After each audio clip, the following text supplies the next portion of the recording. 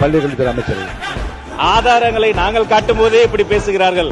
மாண்புமிகு முதலமைச்சர் ஆதாரங்களை வைத்திருக்கிறார், அவர் ஒருவேளை எடுத்து காட்டிவிட்டார் என்று சொன்னால் அவர்கள் நிலைமை நினைத்து பார்த்து கொஞ்சம் கவலையாகத்தான் இருக்கிறது.